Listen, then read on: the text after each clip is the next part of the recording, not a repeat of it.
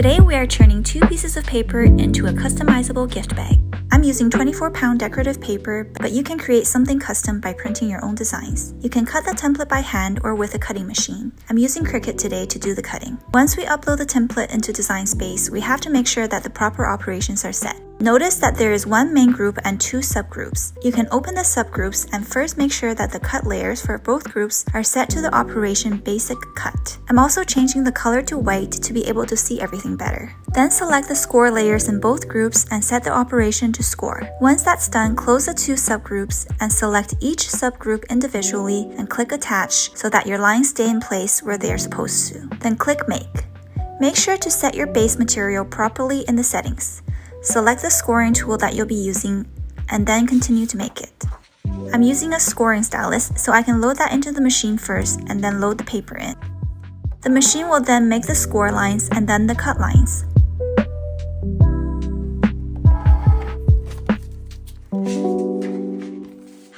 Once the first sheet is done, just load the second sheet in and let the machine do the scoring and cutting.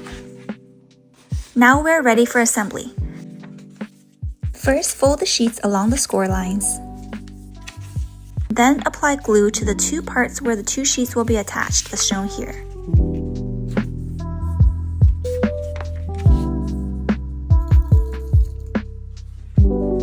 The bottom is a snap lock style bottom that you can assemble like shown here.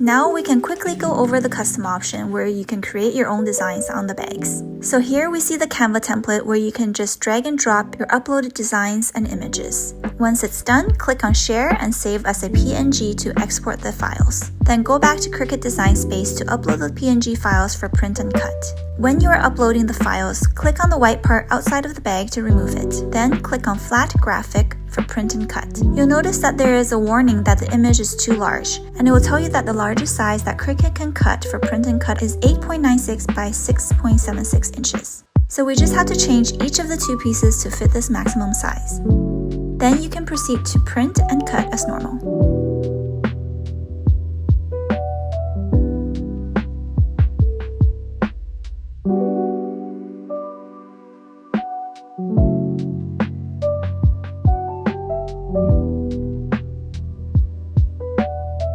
Thank you for watching. I hope this was helpful and let me know if you have any questions.